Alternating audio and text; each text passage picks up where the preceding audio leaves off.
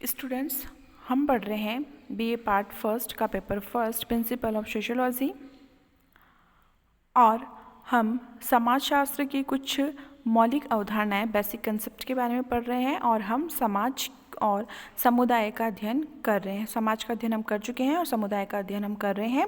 और इससे पहले की वीडियो में हम समुदाय के मीनिंग, डेफिनेशन एंड कैरेक्टरिस्टिक्स पढ़ चुके हैं और इसके महत्वपूर्ण आवश्यक तत्व भी पढ़ चुके हैं। आज के वीडियो में हम पढ़ेंगे समुदाय के प्रकार, टाइप्स ऑफ कम्युनिटीज़।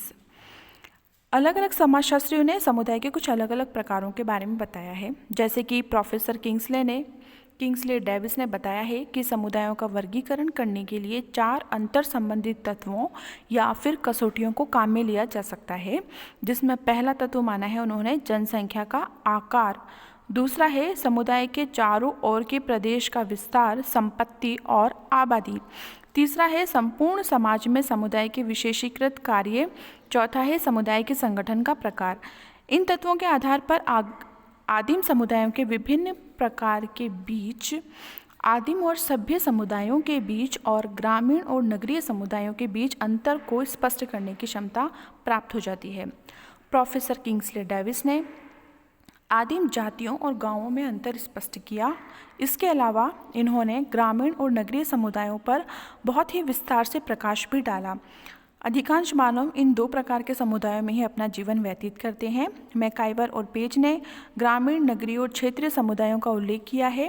बोगार्ट्स ने 4 प्रकार के समुदाय बताए हैं: ग्रामीण समुदाय, नगरीय समुदाय, क्षेत्रीय समुदाय जिसे प्रांत, प्रदेश आदि, और राष्ट्रीय समुदाय। रॉबर्ट रेडफील्ड ने लघु समुदाय का उल्लेख किया है, जिसे कुछ लोगों ने लघु कृषक समुदाय के नाम से भी पुकारा है। समुदाय के महत्वपूर्ण प्रकारों में सबसे पहला प्रकार आता है ग्रामीण समुदाय, रूरल कम्युनिटी। ग्रामीण समुदाय मानव आवास का एक रूप है जिसकी कुछ महत्वपूर्ण विशेषताएं हैं, जैसे लघु आकार होना, कम जनसंख्या होना और जीवन यापन के लिए लोगों की प्रकृति पर निर्भरता। कृषि मुख्य व्यवसाय होता है, संबंधों में घनिष्ठता और आत्मीयता पाई जाती है और प्रकृति से घनिष्ठ रूप से ये संबंधित होते हैं।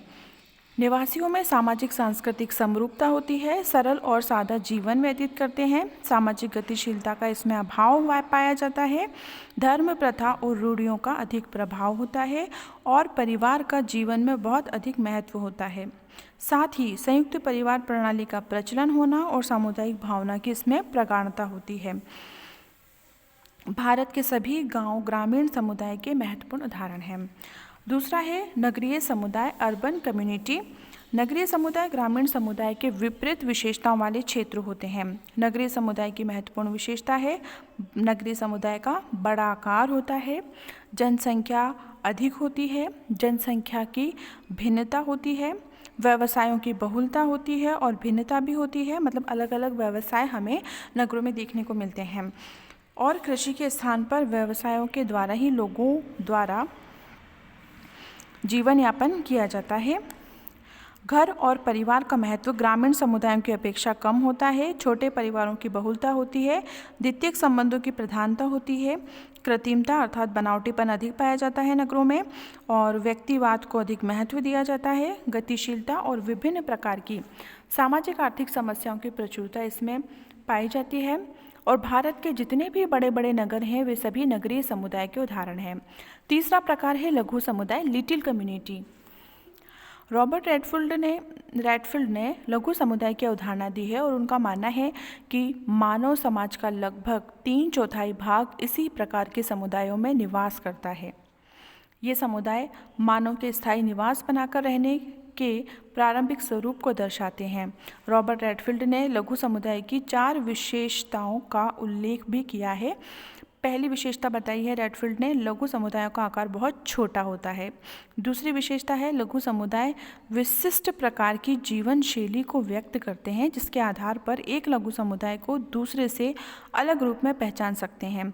तीसरा है लघु समुदायों के लोगों के जीवन और संस्कृति में समरूपता पाई जाती है और चौथी विशेषता है लघु समुदाय आत्मनिर्भर होते हैं और उनमें जन्म से लेकर मृत्यु तक की सारी आवश्यकताओं की पूर्ति हो जाती है। चौथा प्रकार है जनजातीय समुदाय, ट्राइबल कम्युनिटी। हम जनजातीय समुदाय उसे कहते हैं जिनमें आदिवासी, आदिम जाति या जनजाति के लोग निवास करते हैं।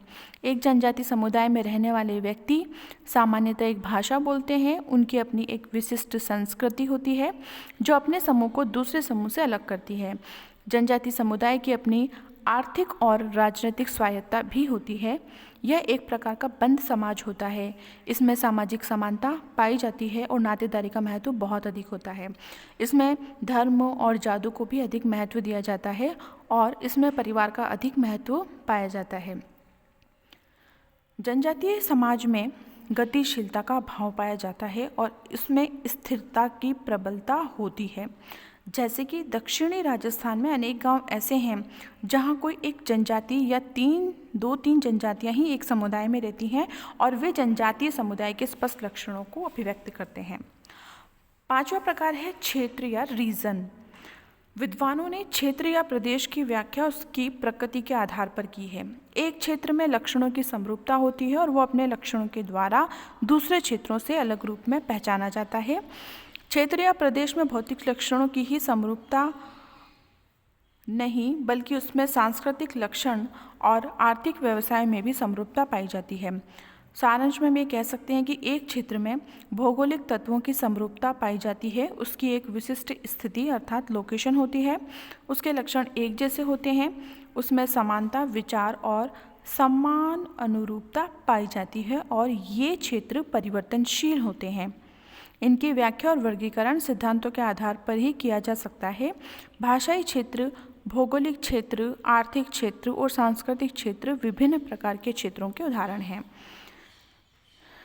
इन सभी समुदायों के अतिरिक्त मैकाइवर ने कुछ ऐसे समुदायों का भी उल्लेख किया है जिनमें समुदाय की आंशिक अर्थात कुछ विशेषताएं पाई जाती हैं लेकिन कुछ विशेषताएं नहीं पाई जाती है। तो इन्होंने मैकाइवर और पेज ने सीमावर्ती समुदाय, बॉर्डर लाइन कम्युनिटी कहा है। अब ये सीमावर्ती समुदाय किन्हें कहा गया है और इनकी क्या विशेषताएं हैं, ये समुदाय में आते हैं या नहीं आते और यदि नहीं आते हैं तो क्यों नहीं आते हैं, इसके बारे में हम पढ़ेंगे। गांव, जनजातीय समूह जो एक क्षेत्र विशेष में बसा हो, कस्बा, नगर, राष्ट्र, ये सभी समुदाय के उदाहरण हैं। इनमें समुदाय के प्रमुख आधार और सभी विशेषताएं हमें देखने को मिलती हैं। लेकिन इसके अलावा कुछ समूह और संगठन ऐसे हैं जिसके संबंध में ये भ्रम पाया जाता है कि वे समुदाय हैं या नहीं हैं। इसका कारण ये है कि उनमें समुदाय की कुछ विशेषताएं तो पाई जाती है और कुछ विशेषताएं नहीं पाई जाती। ऐसे समूह जिनके समुदाय होने के संबंध में कुछ हमें भ्रम है लेकिन जिनमें समुदाय की कुछ विशेषताएं मौजूद हैं, सीमावर्ती समुदाय के अंतर्गत आते हैं। मैकाइवर और पेज ने सीमावर्ती समुदायों का उल्लेख किया है और सीमावर्ती समुदाय ऐसे समुदायों को कहा है जिनमें कुछ विशेषताएं तो समुदाय की होती हैं, साथ ही उनमें संस्था, समूह और समिति की भी कुछ विशेषताएं होती हैं। वे पूरी तरीके से समुदाय के लक्षणों को प्रकट नहीं करते हैं। उनमें समुदाय की सभी विशेषताएं नहीं होती हैं। उनमें समुदाय की कुछ विशेषताएं जैसे कि सामान्य जीवन है और सभी लोगों के सदस्य होने की स्वतंत्रता का गुण नहीं पाया जाता, इसलिए वे समुदाय नहीं होकर सीमावर्ती समुदाय, बॉर्डर लाइन कम्युनिटी है। जाति, जेल, पड़ोस, परिवार, इन्हें मैकाइवर और पेज सीमावर्ती समुदाय मानते हैं। सबसे पहले हम देखेंगे क्या जाति एक समुदाय है या नहीं। जाति में समुदाय की कुछ विशेषताएं पाई जाती है जैसे कि जाति भी व्यक्तियों का एक समूह ही है और साथ ही इसमें अपने सदस्यों के प्रति कुछ मात्रा में हम की भावना या सामुदायिक भावना भी पाई जाती है और प्रत्येक जाति का अपना एक विशिष्ट नाम भी होता है।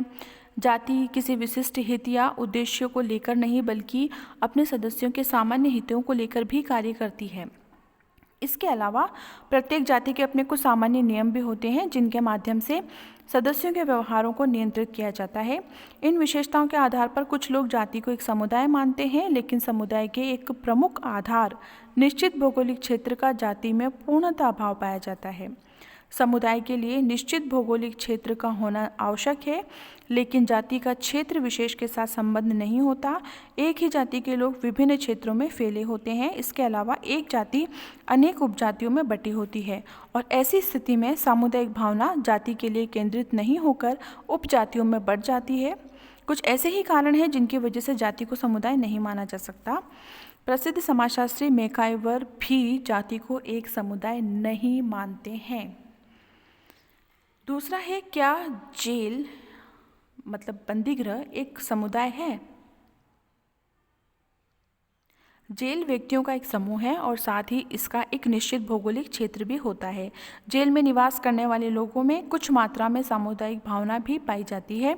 इन आधारों पर मैकाइवर और पेज ने जेल को समुदाय माना है।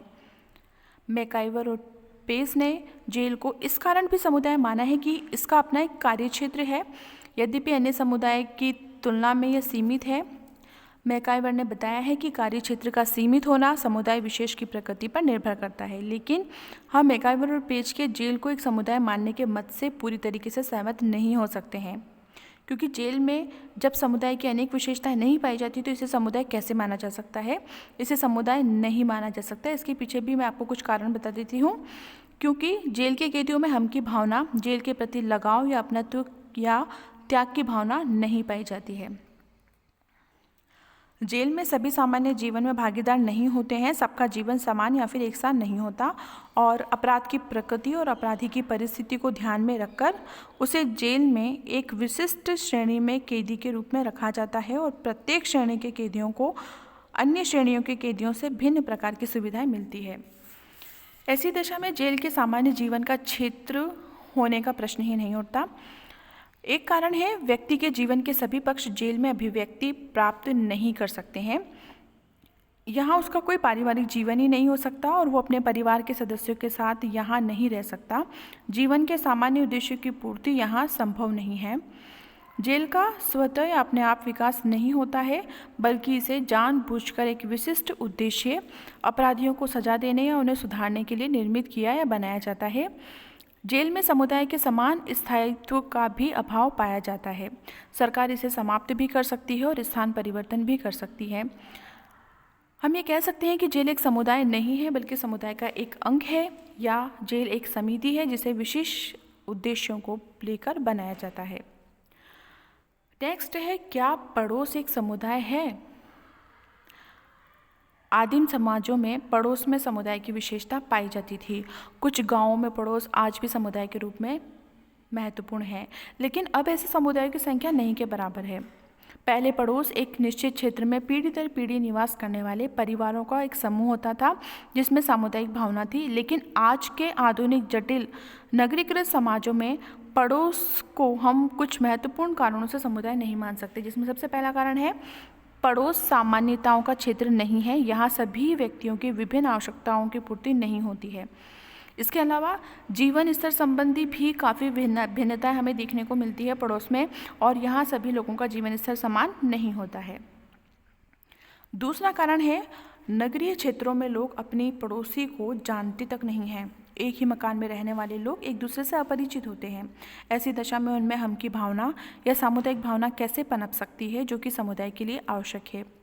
तीसरा कारण है, आजकल तो पड़ोस का स्वतः विकास भी नहीं होता है। अब तो जानबूझकर नई नई कॉलोनियाँ बनने लगी हैं, जैसे कर्मचारी कॉलोनी, मजदूर बस्ती आदि, जिनमें व्यक्ति अपनी इच्छा के अनुसार अपने पड़ोस को चुनता है। यहाँ नियमों की कोई सामान्य व्यवस्था नहीं पाई जाती है जो व्यक्तियों के व्यवहार को नियंत्रित करे और उन्हें एकता के सूत्र में बांधे। इन सब कारणों की वजह से ही नगरीय समुदाय और कुछ अपवादों को छोड़कर ग्रामीण समुदायों में भी पड़ोस को समुदाय नहीं माना जा सकता। किसी राजनीतिक दल, आर्थिक संगठन, धार्मिक संघ, विद्यार्थी समूह, कर्मचारी संघ, क्लब, परिवार आदि को हम समुदाय नहीं मान सकते, क्योंकि इनमें समुदाय के आवश्यक आधार और विशेषताओं का अभाव पाया जाता है। इन उदाहरणों के अलावा किसी भी अन्य समूह के संबंध में विद्यार्थीगण समुदाय के आधार और विशेषताओं को ध्यान में रखकर ये निश्चित कर सकते हैं कि वो समुदाय है या नहीं है।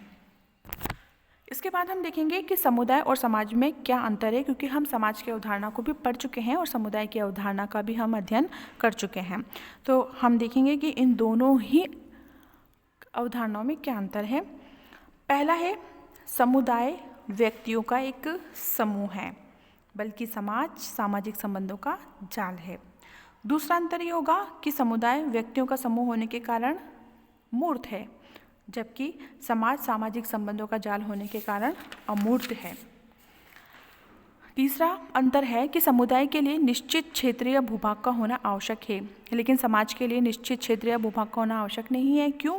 क्योंकि समाज विशेष के सदस्य अलग अलग क्षेत्रों में बिखरे हो सकते हैं। एक अंतर यह है कि समुदाय के लिए सामुदायिक भावना अत्यंत आवश्यक है और समुदाय में सहयोगी सामाजिक संबंधों पर विशेष बल दिया जाता है, लेकिन समाज के लिए सामुदायिक भावना का होना ज़रूरी नहीं है और समाज में सहयोगी और असहयोगी दोनों ही प्रकार के सामाजिक संबंध पाए जाते हैं। एक अंतर है कि समुदाय का अपना एक विशिष्ट नाम होता है, बल्कि समाज का अपना कोई विशिष्ट नाम नहीं होता है। समुदाय समाज का एक भाग है। एक समुदाय में एक से अधिक समाज नहीं हो सकते हैं, बल्कि समाज तो व्यापक है और एक समाज में कई समुदाय हो सकते हैं। समुदाय की प्रकृति क्षेत्रीय या स्थानीय है और इसमें अनेक समूह, समितियां, संघ होते हैं। समुदाय को विभिन्न भागों में बांटकर अध्ययन किया जा सकता है।